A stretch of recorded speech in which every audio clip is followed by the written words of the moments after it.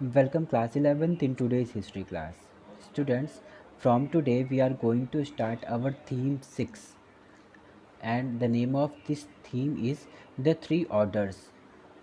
In this chapter we will discuss about three orders, about three वर्ग्स. हम लोग क्या बात करेंगे, हम तीन वर्ग की बात करेंगे जो कि एंशियंट टाइम में वर्ल्ड में हुई थी.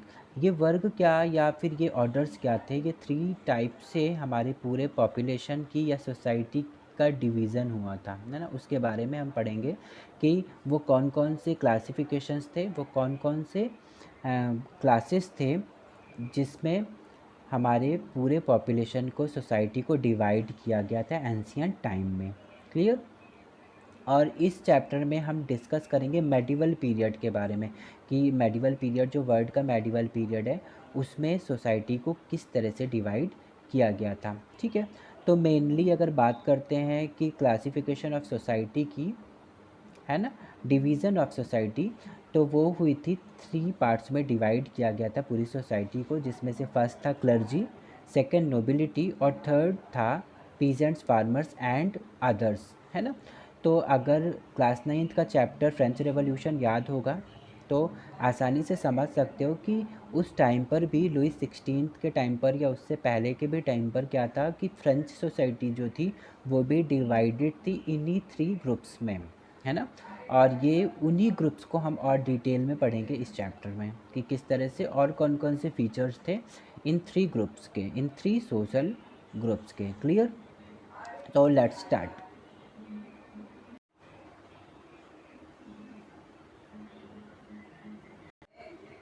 स्टूडेंट्स, इस चैप्टर में हम जो बात करने जा रहे हैं सोसाइटी के डिवीज़न की, वो हम किस टाइम पीरियड की बात कर रहे हैं. यहाँ पर हम 9th to 16th सेंचुरी की बात कर रहे हैं. और वर्ल्ड में जो वर्ल्ड हिस्ट्री का जो डिवीज़न हुआ है एंशियंट, मेडिवल और मॉडर्न में, तो यहाँ पर 9th से 16th सेंचुरी के बीच का जो टाइम है वो हमारा मेडिवल पीरियड है वर्ल्ड हिस्ट्री का. ठीक है. तो हम क्या बात करेंगे, हम यहाँ पर हम 9th to 16th सेंचुरी यानी मेडिवल टाइम की बात करेंगे वर्ल्ड की, जहाँ पर किस तरह से सोसाइटी का डिवीज़न किया गया था वो हमें समझना है. ठीक है. तो जो प्रीवियस चैप्टर में हमने जैसे रोमन एम्पायर के बारे में पढ़ा था, तो रोमन एम्पायर इस टाइम पर आते आते क्या हो जाता है, वीक हो जाता है ना.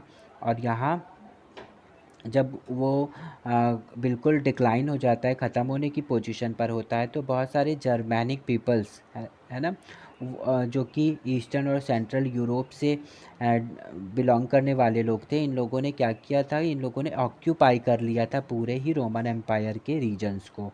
ठीक है. जहाँ पर इटली, स्पेन और फ्रांस जैसे जो बहुत ही प्रॉस्पीरियस स्टेट्स थे, बहुत ही प्रॉस्पीरियस कंट्रीज़ थे, वो भी अब जर्मैनिक पीपल के हाथ में आ चुका था. ठीक. अब इस टाइम पर जो यूनिफाइंग पॉलिटिकल फोर्सेस की कमी थी, कोई भी एक ऐसा पॉलिटिकल ऑर्गेनाइजेशन या पॉलिटिकल अथॉरिटी नहीं थी जो इन सभी एरियाज़ को एक साथ रूल कर सकती थी या कंट्रोल कर सकती, है ना. यानी यूनिफाइंग पॉलिटिकल फोर्स की कमी हो गई थी, जिसकी वजह से मिलिट्री कॉन्फ्लिक्ट इस टाइम पर बहुत ज़्यादा हो रहे थे. तो अब लोग जो भी रिसोर्सेज थे उनको अपने कब्जे में करने के बारे में सोच रहे थे. जब अगर मान लो कि हमारे कंट्री के अंदर ही अगर कोई भी पॉलिटिकल पावर नहीं हो, है ना, किसी भी तरह का रूल्स रेगुलेशंस लॉज ना हो, कोई भी एक ऐसा पर्सन या ग्रुप ऑफ पर्सन नहीं है जो हमारी एक्टिविटीज़ को कंट्रोल करेगा, तो क्या होगा कि हम सभी अपने फ़ायदे की तलाश में एक दूसरे को मारेंगे, एक दूसरे से चीज़ों को छीन भी लेंगे, है ना. और या फिर हमारे पास जो रिसोर्सेज होंगे उनको हम प्रोटेक्ट करने की खुद भी कोशिश करेंगे. ठीक है.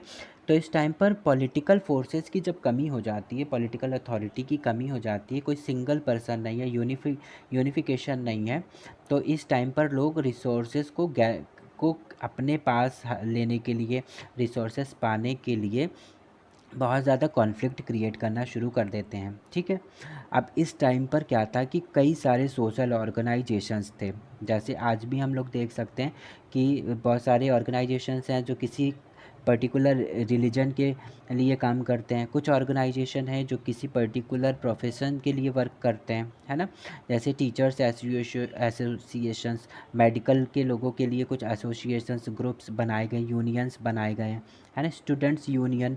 तो ये इनके अलावा अगर हम देख लेते हैं तो रिलीजन वाइज, कास्ट वाइज भी बहुत सारे ग्रुप्स बने हुए हैं ना, जिन्हें हम सोशल ऑर्गेनाइजेशंस कहते हैं, जो अपने पर्टिकुलर जिस भी पहचान की वजह से वो ऑर्गेनाइजेशंस बने हैं उनके लिए स्पेशली काम करते हैं। ठीक, तो उस टाइम पर भी कई सारे सोशल ऑर्गेनाइजेशंस बने हुए थे, जो कि ये जो रिसोर्सेज थे, लैंड रिसोर्सेज थे, उनसे रिलेटेड एक्टिविटीज़ को कर रहे थे। ठीक है, यानी सोशल ऑर्गेनाइजेशन डायरेक्टली, क्योंकि यहाँ पॉलिटिकल फोर्सेस की कमी है, तो social organization directly land control कर रही है इस टाइम पर।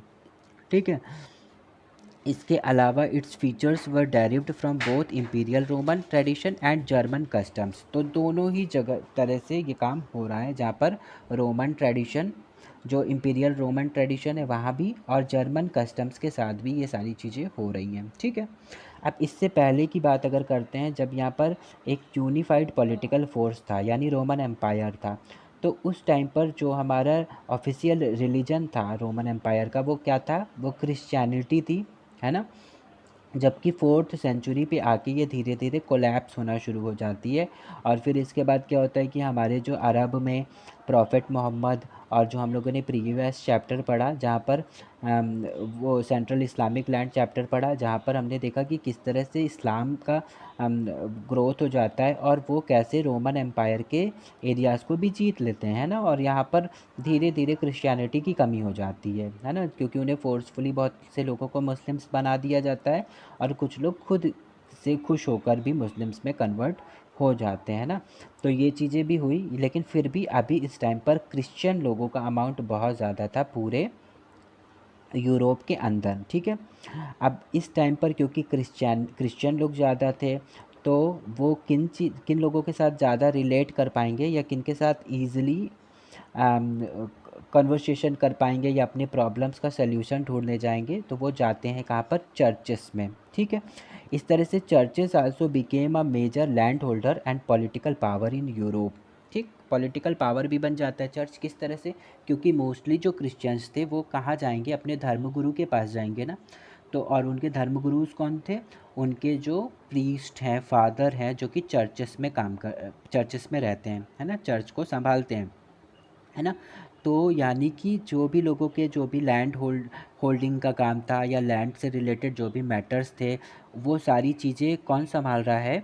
वो सारी चीज़ें चर्चेस संभाल रहे हैं इस टाइम पर। ठीक है, और यानी जब इतनी बड़ी चीज़, यानी उनके डिसीजंस, उनके बताए हुए चीज़ों को, उनके इंस्ट्रक्शंस को लोग फॉलो कर रहे हैं, तो एक तरह से हम कह सकते हैं कि उस टाइम पर जो पॉलिटिकल पावर आ गई थी, वो भी किसके हाथ में आ चुकी थी? वो भी चर्चेस के हाथ में आ चुकी थी। ठीक है, क्लियर। तो इस तरह से यही जो एक पावर हम देख पा रहे हैं, जो कि चर्चेस के हाथ में जा चुका है। ठीक, हमारे इस चैप्टर में 3 ऑर्डर्स में हम फोकस करेंगे इन्हीं 3 सोशल कैटेगरीज पे, जिसमें से फर्स्ट जो हमारा क्रिश्चियन प्रीस्ट का है, जहाँ हमने देखा कि क्रिश्चियंस के हाथ में कैसे पॉलिटिकल पावर और प्रॉपर्टी से रिलेटेड जो भी मैटर्स हैं उन वो जा रहे हैं। ठीक है, उनमें कैसे उनको इम्पोर्टेंस दी जा रही है। इनके अलावा सेकंड जो ग्रुप या सेकंड सोशल कैटेगरी है, वो लैंड ओनिंग नोबल्स, और थर्ड है हमारा पीजेंट्स का। ठीक है, तो इस चैप्टर में हम इन्हीं तीनों जो सोशल कैटेगरीज हैं उनके रिलेशनशिप के बारे में पढ़ेंगे, कि किस तरह से Christians, priest, land owning nobles और पीजेंट्स एक दूसरे के साथ इंटरेक्ट कर रहे थे, और किस तरह का उन लोगों के बीच में रिलेशन था, जिसके वजह से उस टाइम की यूरोपियन हिस्ट्री को शेप मिल पाया। ठीक, now we will talk about sources of the 3 orders. ऐसे कौन कौन से सोर्सेस हैं जिनके वजह से हमको इन 3 ऑर्डर्स के बारे में पता चला है ना। वो कौन से सोर्सेस हैं जो हमें बता पा रहे हैं, डिटेल में बता पा रहे हैं, जिनके बेसिस पे हम एक अंदाज़ा लगा सकते हैं कि उस टाइम का यूरोप किस तरह से इंटरेक्ट कर रहे थे वो 3 ग्रुप्स। ठीक है, तो जैसे सबसे पहला सोर्स है जो है वो है हमारा डॉक्यूमेंट्स, सेकंड है सेमी हिस्टोरिकल वर्क्स, थर्ड है मटेरियल्स रिमेन्स। इन 3 सोर्सेज की वजह से हमें सब कुछ उस टाइम के हिस्ट्री के बारे में मालूम चलता है। जैसे अगर हम डॉक्यूमेंट की बात करते हैं, तो डॉक्यूमेंट में मेनली 2-3 तरह के डॉक्यूमेंट्स थे उस टाइम पर जो बनाए जाते थे। जैसे पहला था लैंड ओनरशिप डिटेल, ठीक है। तो अगर हम उन डिटेल्स को ऑब्ज़र्व करते हैं, पढ़ते हैं, तो हमें बहुत कुछ पता चल जाता है, बहुत सारी इन्फॉर्मेशन मिल जाती है। जैसे हमें मालूम चल जाता है कि उस टाइम पर लैंड की ओनरशिप ज़्यादातर किसके पास पे थी, है ना? जिसमें हम देखते हैं कि नोबेल्स के पास ज़्यादा लैंड ओनरशिप है, यानी जितने भी लैंड के पेपर्स हैं वो सब कुछ नोबेल कैटेगरी से बिलोंग करने वाले लोगों के नाम पर है। तो यानी हम समझ सकते हैं कि वहाँ पर फ्यूडल सिस्टम चल रहा था, है ना? नेक्स्ट सेकंड है बर्थ, मैरिज और डेथ रिकॉर्ड्स। उस टाइम पर इस तरह के रिकॉर्ड्स भी रखे जाते थे और बनाए जाते थे, जिनको पढ़ के हम बहुत अच्छे से समझ सकते हैं उस टाइम के हिस्ट्री के बारे में। क्लियर? सेकंड, जैसे सेमी हिस्टोरिकल वर्क्स की अगर बात करते हैं, जो कि बहुत ज़्यादा डॉक्यूमेंटेड नहीं थे, मतलब जिन्हें हम ये नहीं कह सकते कि वो एडमिनिस्ट्रेशन से रिलेटेड डॉक्यूमेंट्स हैं या किसी स्पेशल वर्क से रिलेटेड डॉक्यूमेंट्स हैं, पर वो फिर भी हमारे लिए हिस्टोरिकल वर्क्स हैं। जैसे सॉन्ग्स एंड स्टोरीज़, उस टाइम पर बनाए गए गाने, सॉन्ग्स, और उस टाइम पर लिखी गई बहुत सारी स्टोरीज़। ठीक है। अब होता क्या है कि हम अगर एक स्टोरी फ्रेम करने की बात कर दी जाती है और कहा जाता है कि कोई एक कहानी लिखो, है ना? तो कहीं न कहीं हमारी जो स्टोरी होगी वो हमारे फीलिंग्स पर, हमारे आसपास जो हम ऑब्ज़र्व कर रहे हैं उस पर, या हमारे खुद के जो इमोशंस होंगे, है ना? जैसा हमने सीन देखा है, चाहे वो पास्ट का सीन हो, चाहे वो प्रेज़ेंट का सीन हो, या फिर कई बार हम ये भी कह सकते हैं कि प्रेज़ेंट को एनालाइज़ करते हुए हम फ्यूचर के बेसिस पे भी कुछ स्टोरीज़ लिख देंगे या सॉन्ग्स कंपोज़ करेंगे, है ना? तो कहीं न कहीं स्टोरीज़ भी रिफ्लेक्शन है एक तरह से रियलिटी का, है ना? तो उस टाइम पर जो भी स्टोरीज़ लिखी गईं, जो भी सॉन्ग्स लिखे गए, अगर हम उनको बहुत ध्यान से देखते हैं, बहुत अच्छे से समझने की कोशिश करते हैं, तो वो भी एक तरह से रिप्रेजेंटेशन कर रहा है उस टाइम के सोसाइटी का। ठीक है? तो एक तरह से ये भी बहुत ज़्यादा इम्पोर्टेंट सोर्स हुआ हमारे लिए उस टाइम की हिस्ट्री को समझने के लिए। Next, material remains. बहुत सारे रिमेन्स हमें उस टाइम से रिलेटेड मिले हैं। जैसे कुछ इंस्क्रिप्शंस मिले हैं जो कि उस टाइम पर चर्चेस में पाए गए। ठीक है। अब इंस्क्रिप्शंस में क्या लिखे जाते हैं? इंस्क्रिप्शंस बड़े बड़े पिलर्स होते हैं, रॉक्स के पीसेस होते हैं, जिसको एनग्रेव्ड करके, जिस पे कुटाई करके लिखा जाता है, क्योंकि पहले तो पेपर का इन्वेंशन नहीं हुआ था, है ना? तो उस टाइम पर बड़े बड़े रॉक पिलर्स पर, पीस ऑफ रॉक्स पर, वॉल्स पर इंक्रिप्शंस बनाए जाते थे।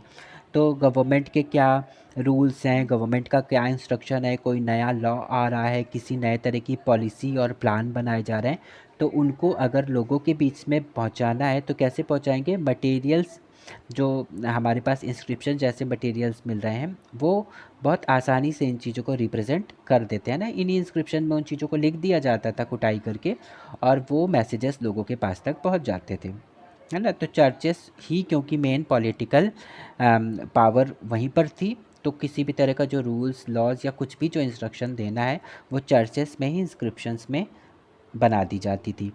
ठीक है।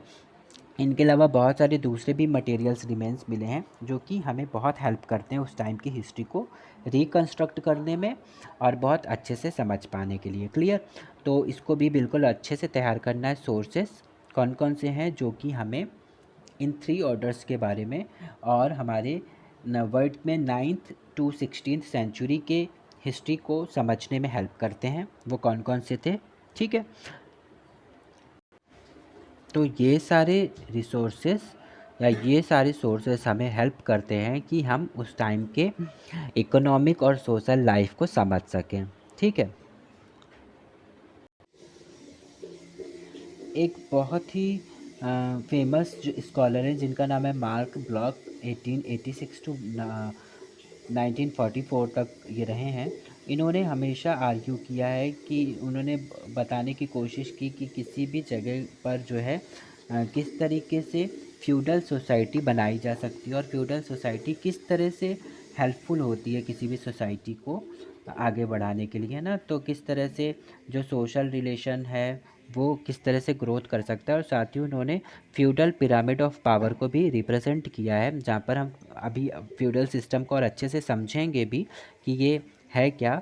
और इन्होंने बहुत ज़्यादा फ्यूडल सिस्टम के बारे में बताया है। तो अगर हम इनके स्टेटमेंट्स को पढ़ते हैं, इनके बताई हुई जो भी चीज़ें हैं, जो भी वर्क इन्होंने किया है, उसको ऑब्ज़र्व करते हैं हम, तो फ्यूडल सिस्टम को बहुत अच्छे से समझ सकते हैं। An introduction to feudalism. अब फ्यूडलिज्म क्या होता है? फ्यूडलिज्म एक वर्ड है जो कि यूज़ किया जाता है, हिस्ट्री में यूज़ किया जाता है एक तरह से economic, legal, political and social relationship का के बारे में, जहाँ पर डिफरेंट जो सोशल ग्रुप्स हैं उनके बीच में किस तरह से इकोनॉमिक, लीगल, पॉलिटिकल और सोशल रिलेशनशिप है ना, उस रिलेशनशिप को एक रूप में देखने के लिए हम एक वर्ड यूज़ करते हैं फ्यूडल सिस्टम का, यानी फ्यूडलिज़म का। जहाँ पर फ्यूडल सिस्टम जो है उस वो बना हुआ है दो जर्मन वर्ड से, जहाँ पर फ्यूड का मतलब होता है पीस ऑफ लैंड, ठीक है। यानी कुल मिलाकर अगर हम बात करते हैं फ्यूडलिज़म का, तो कहीं ना कहीं फ्यूडलिज़म जो है वो बेस्ड है लैंड पर, है ना, पीस ऑफ लैंड या लैंड से रिलेटेड कुछ जो भी चीज़ें हैं वो लैंड से रिलेटेड हो रही हैं यहाँ पर फ्यूडलिज़म में। ये एक तरह से एक सोसाइटी को भी क्रिएट करती है या एक सोसाइटी के बारे में भी बताती है मेडिवल टाइम के, जो कि देखने को मिली थी फ्रांस में और बाद में इंग्लैंड और साउदर्न इटली में भी मिली थी, है ना। तो ये एक तरह से हम कह सकते हैं कि फ्यूडल सिस्टम एक टाइप ऑफ सोसाइटी भी या फिर किसी एक सोसाइटी के कुछ इम्पोर्टेंट फीचर्स भी हैं, है ना, तो जो कि हमें उस टाइम पर देखने को मिलती है। अब ये फ्यूडल सिस्टम में होता क्या था? फ्यूडल सिस्टम जो होता था ये एक तरह से लैंड ओनरशिप से रिलेटेड होता था, ठीक। उस टाइम पर जो हमारे पास नोबल्स लोग थे, यानी जो रिच लोग थे, जिनके जो बहुत ज़्यादा लैंड ओनर्स लोग थे, जिनके पास बहुत ज़्यादा अमाउंट में बहुत ज़्यादा वो थे, लैंड होते थे, ठीक है। ये क्या करते थे, क्योंकि ये रिच लोग हैं, क्योंकि इनके पास इतने ज़्यादा अमाउंट में लैंड रिसोर्स है ना, प्रॉस्पेरिटी है, तो ये लोग रिच लोग होंगे, तो इनका सोसाइटी में थोड़ा सा कंट्रोल भी होगा, है ना, लोग इनकी सुनेंगे और इन पे कंट्रोल होगा। किस तरह से कंट्रोल होगा? ऐसे लोग जो कि पीजेंट्स हैं, जो कि लैंडलेस लोग हैं, जिनके पास किसी तरह का लैंड नहीं है, जो बहुत अच्छा कुछ नहीं कर सकते, तो उनको भी एक इकोनॉमिक एक्टिविटी चाहिए, है ना, उनको भी एक लाइवलीहुड चाहिए कि जिससे वो काम कर सके, और उसके लिए इन्हें क्या करना पड़ता था? इसके लिए इन्हें नोबेल्स के पास जाना पड़ता था और नोबेल्स से उनके लैंड पर कल्टीवेशन करने का के लिए अलाउ कराना होता था, ठीक है। तो नोबेल्स क्या करेंगे? नोबेल्स के पास इतना लैंड है, वो खुद तो उस पे कल्टीवेशन नहीं करेंगे, तो वो क्या करते थे कि इन पीजेंट्स फार्मर्स को, जो लैंडलेस लोग हैं, जो छोटे फार्मर्स भी हैं, उनको अपना लैंड दे देते थे कल्टीवेट करने के लिए, ठीक है। अब कल्टीवेट करने का मतलब ये नहीं होगा कि फार्मर्स का को ही सारा प्रोड्यूस्ड जो भी चीज़ें होंगी वो मिल जाएगी, नहीं, उसका एक स्मॉल पार्ट फार्मर को दिया जाता था, यानी उस वर्कर को दिया जाता था जो कि उनके लैंड में काम कर रहा है, और एक लार्ज अमाउंट वो खुद रखते थे, ठीक है। इसके साथ साथ वो ये सिस्टम भी उस टाइम पर था कि उसके बदले में जो नोबेल्स होते थे कई बार उनको कुछ देते भी नहीं थे, केवल फ्री में ही वर्क कराते थे, और बदले में उन्हें देते थे प्रोटेक्शन, है ना, किसी भी आउटसाइडर से प्रोटेक्शन देते थे कि उनकी जो मिलिट्री होगी वो तुमको प्रोटेक्ट करेगी, वर्कर्स को, पीजेंट्स को, फार्मर्स को हेल्प करेगी, प्रोटेक्ट करेगी कि कोई भी आउटसाइडर उनको मार नहीं पाएगा या उन्हें किसी भी तरह से चोट नहीं पहुंचा सकता है, ठीक है। तो क्योंकि जो पुअर लोग हैं, अब पुअर लोग हैं और उस टाइम पर कोई भी गवर्नमेंट नहीं बनी हुई है, कोई भी उस समय पर पॉलिटिकल अथॉरिटी नहीं है, तो अनसेफ है, क्योंकि मिलिट्री का काम या प्रोटेक्शन का काम तो गवर्नमेंट का होता है, पॉलिटिकल पावर का होता है, और अभी यहाँ पर कोई रियल पॉलिटिकल पावर है ही नहीं, यूनिफिकेशन है ही नहीं किसी भी तरह का, है ना। तो अभी लोग इनसिक्योर्ड हैं, उन्हें उन्हें डर लग रहा है कि कभी कोई सोशल ग्रुप कहीं उनके ऊपर अटैक ना कर दे, या कोई भी जो उनका नेटिव वहाँ के जो भी लोग हैं, जो उनके फेलो सिटीजन्स हैं, वो ही उनको ना मार दें किसी रीज़न की वजह से, तो उन्हें प्रोटेक्शन का बड़ा डर होता था, है ना। इसके लिए वो क्या करते थे कि वो नोबेल्स के पास काम करना स्वीकार कर लेते थे कि हम आपके लैंड में काम करेंगे और बदले में आप हमें प्रोटेक्शन देंगे, ठीक है। तो ये जो सिस्टम होता था जहाँ पर बहुत अच्छे से जो नोबेल्स थे वो वर्क करा रहे हैं पुअर्स से, और पीजेंट्स, फार्मर्स, स्मॉल फार्मर्स के साथ करा रहे हैं, और बदले में उनको प्रोटेक्शन दे रहे हैं, ये पूरा सिस्टम हमारा फ्यूडल सिस्टम कहलाता है। तो ये फ्रांस में, इंग्लैंड और साउदर्न इटली में भी देखने को मिलता है, ठीक है। फ्यूडलिज़्म की अगर बात करते हैं तो इसकी शुरुआत हो चुकी थी रोमन एम्पायर में ही, ऐसा नहीं था कि जब रोमन एम्पायर पूरी तरीके से ख़त्म हुआ, है ना, तब इसकी शुरुआत हुई, लेकिन नहीं, वो प्लेसेस जहाँ पर वीकनेस आना शुरू हुई थी, जहाँ से पहले रोमन एम्पायर डिक्लाइन करना शुरू करता है, वहीं से ही फ्यूडलिज़्म धीरे धीरे शुरू हो गया था। ठीक है। और बाद में जब पूरा रोमन एम्पायर समाप्त हो जाता है, तो फिर ये पूरे कंट्रीज़ में, पूरे यूरोप में फिर देखने को मिलता है। ठीक है। तो इस टाइम पर जब रोमन एम्पायर डिक्लाइन कर रहा था, तो फ्रेंच किंग थे जिनका नाम था चार्ल्स मैग, 742 से 814 तक इनका टाइम पीरियड था। तो इनके टाइम में ही इन्होंने फ्यूडलिज़्म को शुरू कर दिया था। ठीक है। कहीं जो भी इनके रहे हों रीज़न्स, ठीक है, या फिर इनका वीक वीक पॉइंट भी था एक तरह से, जिसके वजह से इन्होंने फ्यूडलिज़्म को इस्टेब्लिश कर दिया था। उसी टाइम पर शुरू ही हो गया था, इंट्रोड्यूस हो गया था। बहुत अच्छे तरीके से नहीं हो गया था, लेकिन इंट्रोड्यूस्ड हो चुका था। ठीक है। इसी को हम लोगों ने क्लास 9th में भी पढ़ा हुआ है ना, फ्रेंच सोसाइटी में को पढ़ा हुआ है कि किस तरह से वो इन सोशल ग्रुप्स में क्लासिफाइड थी ना, डिवाइडेड थी। तो ये चीज़ें चार्ल्स मैग ने शुरू कर दी थी फ्रांस में। रोमन एम्पायर का एक इम्पॉर्टेंट प्रोविंस रहा है जिसका नाम है गॉल। गॉल बहुत ही प्रॉस्पिरियस था, क्योंकि यहाँ पर 2 एक्सटेंसिव कोस्ट लाइन थे जो कि ट्रेडिंग में बहुत ज़्यादा हेल्पफुल थे, एक्सपोर्ट इंपोर्ट करने के लिए। इनके अलावा यहाँ पर माउंटेन रेंजेस हैं जो कि मिनरल्स रिसोर्स के लिए, वेजिटेशन के लिए बहुत इंपॉर्टेंट थे। इनके अलावा लॉन्ग रिवर्स जो कि वाटर की अवेलेबिलिटी और ट्रांसपोर्टेशन के लिए बहुत ज़्यादा फ़ायदेमंद थे। फॉरेस्ट और लार्ज ट्रैक्स ऑफ लैंड जो कि बहुत ज़्यादा अच्छे तरीके से यहाँ पर एग्रीकल्चर हो सक रहा है, कमर्शियल और नॉन कमर्शियल क्रॉप्स। ठीक है। तो ये जो गॉल था वो बहुत ही ज़्यादा प्रॉस्पिरियस प्लेस है। ठीक है। अब इस टाइम पर फ्रैंक्स नाम का एक जर्मैनिक ट्राइब आता है। ठीक है। और यहाँ पर फ्रैंक्स नाम के का ये जो जर्मैनिक ट्राइब है, ट्राइब यानी वही कबीले, ठीक है, जो कि यहाँ पर आते हैं और यहाँ पर गॉल प्लेस को रूल करना शुरू करते हैं। ठीक है, क्योंकि प्रॉस्पिरियस है ना, तो ये इनको रूल करना शुरू करते हैं। और 6th सेंचुरी में आते आते ये जो प्लेस है, ये फ्रैंक्स की वजह से फ्रैंकिश या फ्रेंच नाम इसका पड़ जाता है, और फ्रांस नाम से हम इस प्लेस को जानने लगते हैं। ठीक है। अब ये जो फ्रैंक्स लोग थे, ये क्रिश्चियंस थे। ठीक है। और क्रिश्चियन होने की वजह से इनका जो स्ट्रॉन्ग लिंक था चर्चेस के साथ। ठीक है, क्योंकि ये क्रिश्चियन है तो इनका चर्च के साथ तो बहुत अच्छा रिलेशन होगा ही होगा, है ना। तो चर्च के साथ बहुत अच्छा रिलेशन है, चर्च को बहुत हेल्प कर रहे हैं, चर्च भी इनको बहुत ज़्यादा फेवर कर रहा है।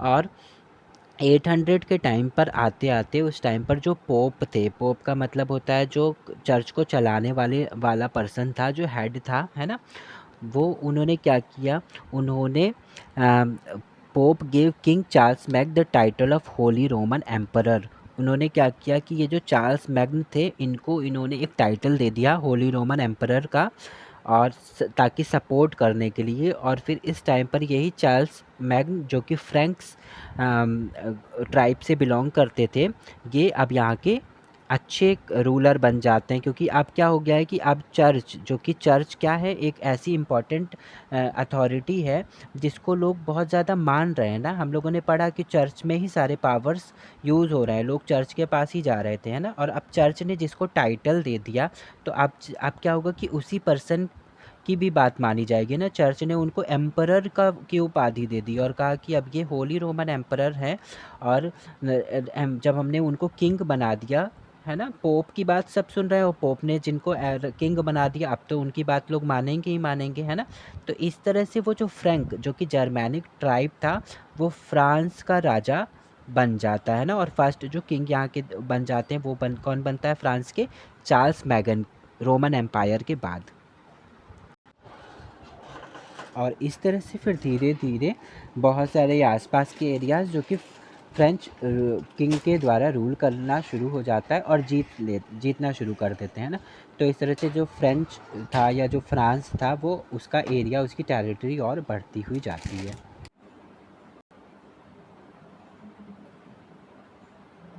क्लियर?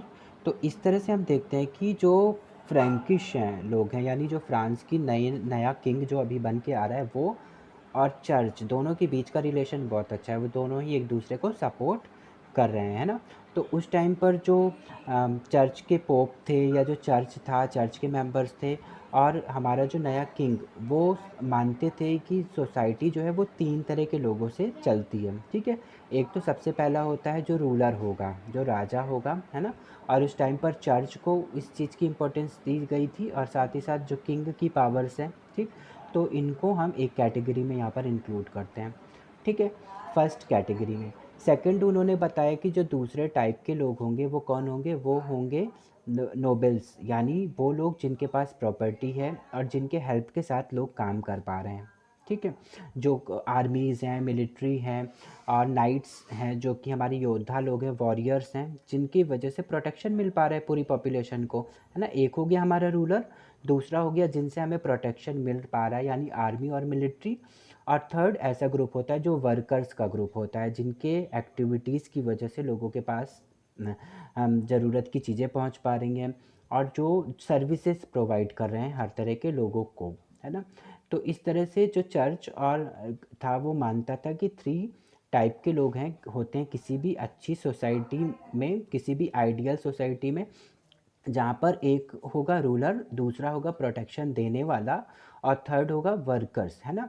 तो ये 3 कैटेगरीज उस टाइम पर बना दी गई थी, और माना गया था कि आइडियल सोसाइटी में ये 3 कैटेगरीज होने ज़रूरी हैं। अब ये 3 कैटेगरीज कौन कौन सी थी? The clergy, the nobility, and third state, जहाँ पर कॉमन सिटीजन्स थे, ठीक है।